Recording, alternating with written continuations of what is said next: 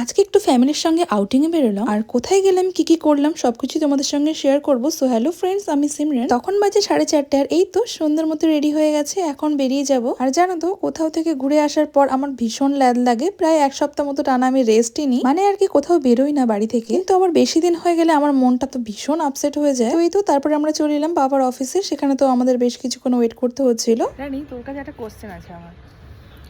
হচ্ছে যে এই ক্যালকাটার নাম ক্যালকাটা হয়েছিল, তার পিছনে একটা স্টোরি আছে। সেই স্টোরিটা তোকে বলতে হবে যে কেন হয়েছিল নামটা। না তুই বল, তুই জানিস কি? তুমি কি জানো? তুমি কি জানো? জানো?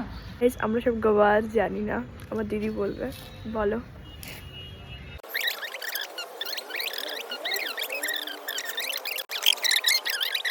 তো আমি বোনকে স্টোরিটা শোনানোর পর বোন বলছে এটা আমি জানতাম। তো এই স্টোরিটা তোমরা কে কে জানো আমাকে কমেন্ট করে জানিও। তো তারপরে পাপার অফিসের কাজটা মেটানোর পর আমরা চলে এলাম চেতলার এই মঞ্চে। আর এরকম মঞ্চে আমি ফার্স্ট টাইম গেলাম। আর সত্যি কথা বলতে জানো, আমি কখনো আগে সিনেমা হলেও যাইনি।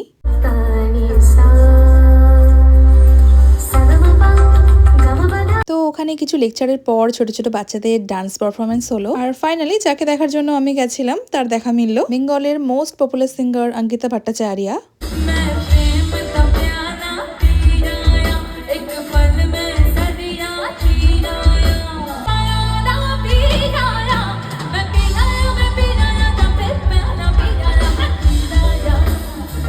আর এটা ছিল পাপার বিজনেস থ্রু ইনভিটেশন প্রোগ্রাম, সেই জন্য ওখানে কোনো হই হট্টগোল নেই, সবাই সবার ফ্যামিলি নিয়ে এসেছিল। আর প্রোগ্রামটা খুব ছোট করে অল্প সময়ের জন্য হয়েছিল। এই তো তারপর আমরা ডিনার করার জন্য চলে এলাম রেস্টুরেন্টে। আউটিং এর জন্য বেরিয়েছি, ডিনার না করলে কি আর হয়। তো আমাদের সবার পছন্দের রেস্টুরেন্ট হচ্ছে আর্সালান, সেখানেই চলে এলাম। আর আর্সালান যাওয়া মানেই তো আমার কাছে বিরিয়ানি। আর এদিকে আমার বোনের ঢংটা শুধু একবার দেখুন, বাবারে বাবা ঢঙি।